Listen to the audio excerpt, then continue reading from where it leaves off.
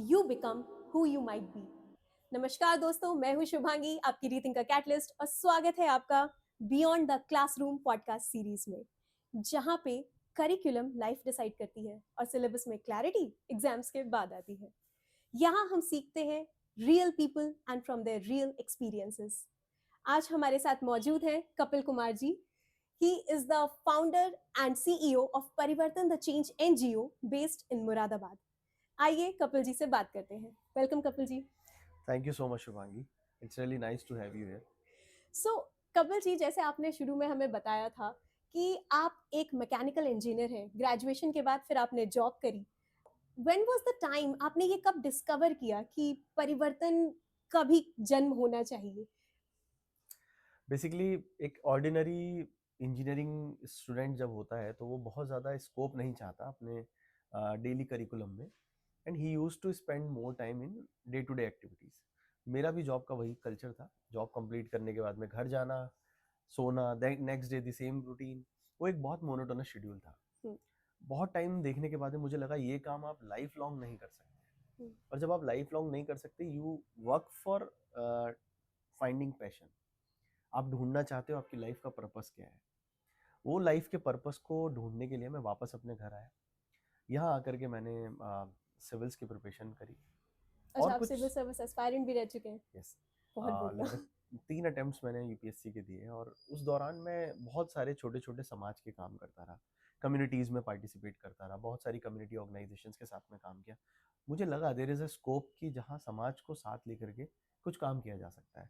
But क्योंकि आप अकेले एक थॉट को लेकर के काम करते हो, आप सोचते हो कि कैसे करना है, बट वो एकदम से पॉसिबल नहीं होता। तो हमने एक ब्लॉग बनाया, वहाँ से परिवर्तन की एक शुरुआत। Okay, so Parivartan basically started as a blog. Right. So आपको ये थॉट कब आया कि परिवर्तन को ब्लॉग से एनजीओ भी बनाया जा सकता है? आई mean, was Parivartan more internal than external? Obviously Parivartan has always been internal. जब तक आप खुद से परिवर्तन की शुरुआत नहीं करेंगे, आप समाज में वो परिवर्तन नहीं देख सकते। तो ब्लॉग था, ब्लॉग इसीलिए था क्योंकि जो विचार मन में पैदा हो रहे थे, उन विचारों को व्यक्त करना बहुत आवश्यक था। तो वो विचार ब्लॉग के माध्यम से समाज में शेयर किए गए। जब समाज में शेयर किए तो समाज को लगा ये कोई क्रांतिकारी व्यक्ति फिर से क्या चीजें लिख रहा है। देन वो क्रांतिकारी थॉट से काफी सारे लोग कनेक्टेड हुए। उन्होंने कहा कि यार एक बार इसको, इन थॉट्स को पढ़ना एक बहुत कॉम्प्लिकेटेड काम है। 3,000 4,000 वर्ड्स का एक ब्लॉग पढ़ना, इट्स नॉट ईजी। और हम आज ऐसे एरा में हैं जहाँ पर लोग न्यूज़पेपर्स की हेडलाइन से पूरी कहानी समझ लेते हैं। तो nobody is going to read that blog. फिर हमें लगा कि कुछ ग्राउंड पर काम करना चाहिए। तो मेरे कुछ जूनियर्स, कलीग्स, हम सब लोगों ने साथ में बैठ के प्लान किया कि let's do something on ground, जो सिर्फ विचारों तक सीमित ना रहे बल्कि असल में ग्रास रूट पे होती हुई नजर आए। वहां से परिवर्तन की शुरुआत हुई, और हमने फिर अपने छोटे छोटे कुछ कार्यक्रमों के माध्यम से हमने कार्य शुरू करा। ओके, दैट्स एक्चुअली वंडरफुल, लेकिन I still have a doubt कि उस एज में what fear did you had? मतलब क्या कोई डर था आपका कि फेलियर का या फिर रिग्रेट का? व्हाट इफ आपका यूथ वेस्ट हो जाए? देखो, रिग्रेट और फियर दोनों ही चीजें साथ में होती हैं, but it depends on a person कि वो किस चीज को प्रायोरिटी देता है। तो मैंने रिग्रेट को प्रायोरिटी दिया। मुझे लगा कि अगर ये काम आज नहीं किया तो जीवन का जब एक अंतिम समय आएगा, आपको नहीं पता आपका जीवन कितना है, लेकिन जब वो समय आएगा, आप जब मृत्यु की शैया पर लेटे होंगे, तब आपको पूछा जाएगा कि क्या तुमने अपनी जीवन का पूरा आनंद लिया, क्या आपको कोई रिग्रेट तो नहीं है। तो शायद ये पछतावा जीवन में हमेशा रह जाता कि मुझे कुछ और करना था लेकिन मैं वो कर नहीं पाया। तो आई फोकस्ड ऑन रिग्रेट। और फियर तो हर एक प्रोफेशन में, हर एक लाइफ में हर तरीके के आपको वैल्यूज मिलेंगी। वहाँ जहाँ आपको हैप्पीनेस है, वहाँ पे फियर भी है, वहाँ सैडनेस भी है। तो फियर को तो ओवरकम किया जा सकता है, बट रिग्रेट जो है वो टाइम से डिपेंड करता है। एक बार टाइम निकल गया तो आप रिग्रेट के अलावा आप कुछ नहीं कर सकते, and time is something which is not in our hand, it will pass on. That's तो actually very wonderful thing you said कि आपने फियर के ऊपर रिग्रेट को चूज किया। That's amazing. बट एनजीओ चलाना is not an easy thing. And मेरा आपसे ये सवाल है कि when you look at the weaker section of the society, जब आप उन बेनिफिशियरीज की तरफ देखते हैं कि जिनके लिए आप ये सब कर रहे हैं, so what you as a social worker have you learn from their life's challenges? जो अंडर प्रिविलेज सेक्शंस हैं उनको हमेशा से बैकवर्ड सेक्शंस या अ, ये कह करके उनको बहुत सारी सुविधाओं से जोड़ने का प्रयास किया जाता है। जहाँ गवर्नमेंट एक पॉलिसी फॉर्मुलेट करती है, एडमिनिस्ट्रेशन उसको इम्प्लीमेंट करता है, इन दोनों ही चीज़ों के बीच में जो गैप रह जाता है वो गैप एनजीओ फुलफिल करते हैं।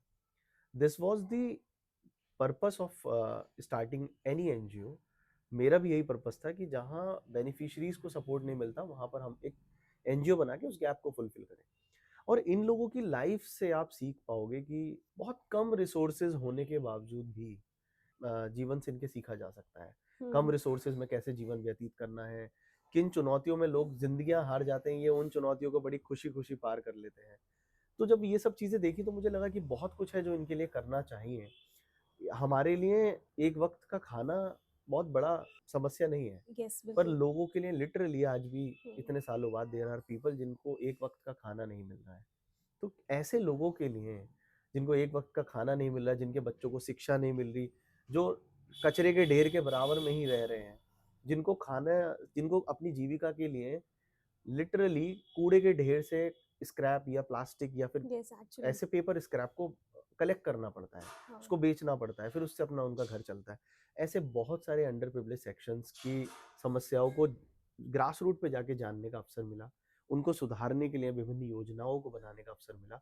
और मुझे इस बात का गर्व है कि हम ऐसे इस समाज में जो बिल्कुल निचले तबके के लोग हैं, हाँ। उन लोगों के लिए हम एक ऐसी टीम बना करके उनके लिए कुछ कर पा रहे हैं। बहुत कुछ नहीं, पर मुझे लगता है कि हम जो कर पा रहे हैं उससे हम संतुष्ट हैं। That's actually wonderful.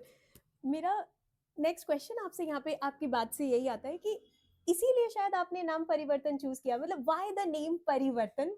And also आप अगर हमारे व्यूअर्स को बताना चाहेंगे कि परिवर्तन के क्या मेन प्रोजेक्ट्स हैं? देखो, परिवर्तन इज ऑलवेज इंटरनल। ओके। मैं गांधी जी के कुछ विचारों से बहुत प्रेरित था। तो उनका ये कोट है जो हमेशा कहते हैं, be the change you wish to see in the in the world. World. तो firstly you have to be the change, then you can guide others to be the change. आप खुद वो परिवर्तन बनिए जो आप समाज में देखना चाह रहे हैं। तो मुझे लगा वो परिवर्तन की शुरुआत पहले इंटरनल है, वो खुद से होगी। जब हमने इंटरनली परिवर्तन की शुरुआत करी तब हम दूसरों को यस गाइड कर एक्चुअली। सकते हैं, अवेयर कर सकते हैं। दैट्स वेरी तभी डीप। हमने परिवर्तन की कुछ फाउंडेशनल प्रोजेक्ट्स स्टार्ट किए। स्लम एजुकेशन पे हमारा पाठशाला प्रोजेक्ट है जहाँ हम बच्चों को पढ़ाते हैं, फिर उनको मेन स्ट्रीम में एनरोल करते हैं। पृथ्वी की उम्र बढ़ाओ हमारा लॉन्गेस्ट क्लीन अप कैंपेन है रामगंगा पर इन इंडिया, जिसके लिए हमें इंडिया बुक ऑफ रिकॉर्ड भी मिला। इट इज़ 184th वीक अभी कंप्लीट हुआ है, and it's a weekly clean up campaign. और ये किसी भी नदी पर चलाया जाने वाला सबसे लंबा क्लीन अप कैंपेन है। हमने around 125 lakh kilogram, 1.25 lakh kilogram से ज़्यादा सॉलिड वेस्ट एक रिवर बैंक से उठा के हमने उसको डंप किया है वेस्ट कलेक्शन सेंटर्स पे। हमने पंथनी प्रोजेक्ट बनाया फॉर वुमेन एम्पावरमेंट। एक हाफ हमारे देश की पॉपुलेशन है यस। जिनको अभी भी अपने राइट्स के लिए जूझना पड़ता है, जिनके पास अभी भी अधिकार की बहुत उन्हें आवश्यकता है। गाँव में, रिमोट एरियाज में, आदिवासी क्षेत्रों में, ऐसे बीहड़ वाले क्षेत्रों में जहाँ महिलाओं को आज भी स्कूल जाने से रोका जाता है, घर से बाहर निकलने से रोका जाता है, मेंस्ट्रुअल हाइजीन के लिए उन्हें जानकारी नहीं है। ऐसी चीज़ों पर हम लोगों ने काम किया। प्रयास हमने बनाया ब्लड डोनेशंस के लिए, आई डोनेशंस के लिए, चैरिटेबल एक्टिविटीज़ के लिए। उसमें बहुत सारी चीज़ें हो सकती हैं, रोड सेफ्टी भी हो सकता है। तो परिवर्तन के ये 4 स्तंभ हैं मुख्यतः। और रिसेंटली अभी हम लोग शिवनादा फाउंडेशन के शिक्षा प्लस इनिशिएटिव का भी पार्ट है, और हम एडल्ट लिटरेसी को लेकर के काम कर रहे हैं। And the best part of all these initiatives is कि परिवर्तन जितना पार्टनरशिप पे डिपेंड करता है उतना ही वो अपनी ऑर्गेनिक फाउंडेशन पे भी डिपेंड करता है। ऑर्गेनिकली हम लोगों से उनका न्यूज़पेपर, उनका स्क्रैप कलेक्ट करते हैं, उसको हम इंडस्ट्रीज में जो रिसाइकिल कि करते हैं, सहयोग प्रोजेक्ट का पार्ट है। जो कि सहयोग प्रोजेक्ट का पार्ट है। And this is important to bring sustainability for an organisation. और एक ऑर्गेनाइजेशन को ऑर्गेनिकली सस्टेनेबल बनाना बहुत इंपॉर्टेंट होता है अगर आपको लॉन्ग रन पे जाना है। तो दिस इज समथिंग जिसकी वजह से हम लोग कुछ सोसाइटी में बदलाव ला पा रहे हैं। परिवर्तन इंडीड इज ब्रिंगिंग परिवर्तन in the society. That's wonderful. Thank you so much. ये थोड़ा सा हाइपोथेटिकल सिचुएशन है कि अगर आपसे पूछूं मैं कि लाइफ एग्जामिनर होती, तो फिर आपको क्या लगता है कि जो आज का यूथ है वो कहाँ पे लैक कर रहा है? एंड उस यूथ के लिए अगर आप एक मैसेज देना चाहें तो? आई थिंक एक वैल्यू सिस्टम है जो बहुत इंपॉर्टेंट है। हम लाइफ को 3 पैरामीटर से समझें जो बियॉन्ड द क्लासरूम, जो आपके इस पॉडकास्ट का पूरा पर्पस भी है। तो it is beyond the academic values that we gain. Yes बिल्कुल। एकेडमिक्स वैल्यूज के लिए आपके पास में स्कूल्स हैं, हम्म, आपके पास में ट्यूटर्स हैं, आपके हम्म, पास में कोचिंग इंडस्ट्रीज है, कोचिंग इंस्टीट्यूट्स हैं, बट बियॉन्ड द क्लासरूम क्या, beyond the classroom is a life.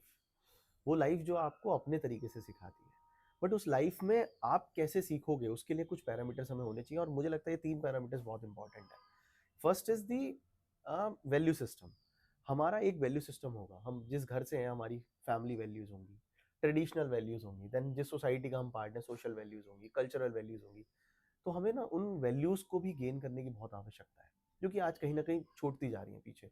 हम अलग कल्चर्स को, अलग ट्रेडिशंस को अडॉप्ट कर रहे हैं, बट अपनी रूटेड वैल्यूज को हम भूल जा रहे हैं। Secondly is scalability. मुझे लगता है यूथ को किसी ना किसी एक स्किल पर बहुत ज़रूरी है काम करना। That skill can be anything, anything मतलब आपको वो ढूंढना पड़ेगा कि आपकी क्या स्किल्स हैं और क्या बेटर मैं कर सकता हूँ अपने अंदर, जिससे मैं सोसाइटी के लिए कुछ बेटर कर पाऊँ, और वही स्किल से आप अपने पैशन तक पहुँच पाओगे। And third, last but not least is, जो भी आप कर रहे हो, आपकी लाइफ का जो भी पर्पस है, does it worth taking a human existence? अगर आप हाँ, एज अ ह्यूमन एग्जिस्टेंस में हो, तो क्या आपने जो ये पूरा लाइफ का अपना एक पर्पस है आपका, क्या वो उस एग्जिस्टेंस को प्रूव कर पा रहा है, उसको सपोर्ट कर पा रहा है? क्या ये वर्थ है? आपने जीवन लिया और जीवन में आकर के आपने कुछ ऐसा काम किया, क्या आपकी लाइफ का कोई गोल ऐसा था जिससे आपने लाइफ में कुछ कुछ वर्थ रिमेम्बरिंग आपने कुछ किया हो, लोग आपको याद याद रखें, रखे। आपके काम का कुछ इम्पैक्ट हो? Even if it is a 9 to 5 job, even if you are a simple house worker और अ होम मेकर, कुछ भी हो आप, हम्म, बट आपको उस लाइफ का पर्पस समझ में आया है, और आपको लग रहा है कि आपने एज अ ह्यूमन इस पूरी लाइफ के साथ में एक जस्टिस की है। जैसे रॉबिन शर्मा ने भी कहा, who will cry when you will die. Right, right, absolutely. तो वो बहुत ज़रूरी है। तो I think these 3 values are important, जो आज के यूथ को नहीं बल्कि आज की जनरेशन को या आने वाली जनरेशन को भी अपने साथ, अपने ऊपर काम करना चाहिए। And I think once you find your purpose, आपको उस पर्पस को अपनी एग्जिस्टेंस के वर्थ से क्लब करके, कोलैबोरेट करके देखना चाहिए कि whether whatever you are doing is worth remembering as a human और नॉट। सो बेसिकली यूथ के लिए आपका मैसेज यही है कि उनको अपने पैशन को फॉलो करना चाहिए। डेफिनेटली। मेरा एक और क्वेश्चन आपसे कि how challenging do you find this setup, पूरा जो एक परिवर्तन इतना बड़ा एनजीओ चला रहे हैं, सो इसमें प्रोफेशनलिज्म मेंटेन करना, and also one more thing कि क्या ये पॉसिबल हो पाता है कि आप चैरिटेबल इंस्टीट्यूशन होने के साथ साथ उसमें आप प्रोफेशनलिज्म मेंटेन कर पा रहे हैं? It's a very good question. I think ये हर समय हर वक्त हम लोग फेस करते हैं। Once you are doing a charitable purpose, लोगों को ऐसा लगता है कि आप चैरिटी कर रहे हैं तो आप बस इसको आज कर रहे हैं, करके अब छोड़ देंगे। हम्म, बट आई थिंक आज का जो uh, हमारा टेक्नोलॉजिकल एडवांसमेंट है, हमारी जो एजुकेशन सिस्टम है, जो हमारा ये पूरा एक एज अ जो आज का कल्चर चल रहा है, उस कल्चर में एनजीओज को प्रोफेशनली देखना बहुत ज़रूरी है, because it represents almost 30,000 crore of annual budget. Okay, और इसके साथ में जब आपने CSR जोड़ दिया, जो 2013 से स्टार्ट हुआ है, तब से बहुत इंपॉर्टेंट है कि आप चैरिटेबल के साथ साथ आप प्रोफेशनल भी हों। और यही रीज़न है कि आज बड़े बड़े ट्रस्ट, मैं किसी का नाम नहीं ले रहा हूँ, लेकिन बहुत बड़े बड़े ट्रस्ट जो हैं उनका बहुत बड़ा टर्नओवर है, and they are bringing grass root change. और वो चेंज जो है वो पॉसिबल इसीलिए हुआ है because they have incorporated values professionally as well as जो ह्यूमन वैल्यूज हैं उनके साथ में। तो मुझे लगता है बहुत इंपॉर्टेंट है आज प्रोफेशनल लेकर के चलना।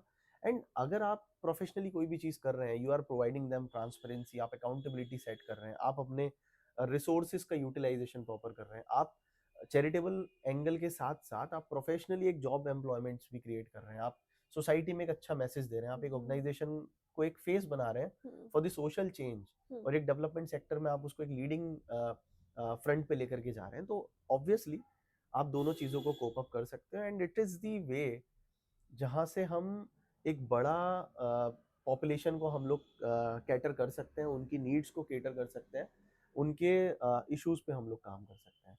एंड जितना बड़ा आपका टारगेट ऑडियंस रहेगा, उतना ही ज़्यादा रिक्वायरमेंट आपको हो जाती है प्रोफेशनली ग्रो करने की। ये एक ऐसा सेक्टर है जहाँ मास्टर ऑफ सोशल वर्क से प्रोफेशनल्स आ रहे हैं। यहाँ रूरल डेवलपमेंट PGDM करके, MBA रूरल डेवलपमेंट करके, सोशल डेवलपमेंट करके लोग हमारे साथ जुड़ रहे हैं। यहाँ इंटर्न्स आ रहे हैं जो रिसर्च एसोसिएट्स हैं, अलग अलग फील्ड्स में जो रिसर्चर्स हैं, जो स्टडीज कर रहे हैं, केस स्टडीज कर रहे हैं, पेपर्स पब्लिश कर रहे हैं कि एनजीओस कैसे सोसाइटी का एक बहुत बड़ा ऐसा तबका जो छूट जाता है मेन स्ट्रीम पॉलिसी मेकर्स से, एनजीओस कैसे उनके इश्यूज को पॉइंट आउट कर रहे हैं, उनको कैसे करेक्ट कर रहे हैं.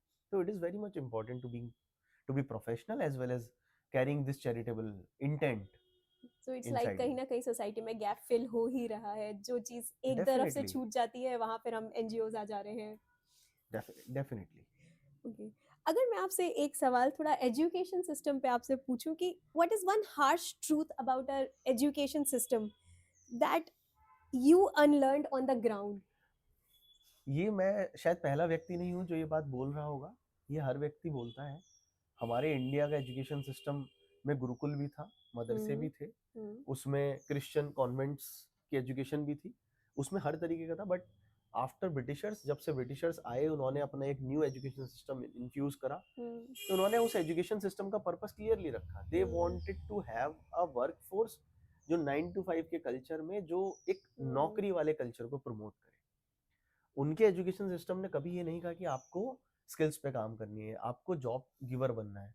They always seek for people जो उनके काम को चलाने के लिए उन्हें एक नौकरशाही मिले, एक तभी शायद नौकरशाही नौकरी तबका मिला. शब्द आया है. डेफिनेटली. मुझे लगता है हमारे एजुकेशन सिस्टम में अभी वोकेशनल कॉन्सेप्ट बढ़ा है, वोकेशनल ट्रेनिंग का, स्किल डेवलपमेंट का कॉन्सेप्ट बढ़ा है. हमारे एजुकेशन सिस्टम में अभी जो चीज़ें चेंजेस हुई हैं वो है कि हमें स्टार्टअप कल्चर सिखाया जा रहा है. हमें सिखाया जा रहा है कि आप जिस खेती को पुरानी और बेकार की चीज़, उसमें क्या रखा है, ऐसे स्लोगन से हम जिसको छोड़ करके निकल जाते थे, आज वहाँ पर एग्री एंटरप्रेन्योर्स हमारे साथ में आ रहे हैं.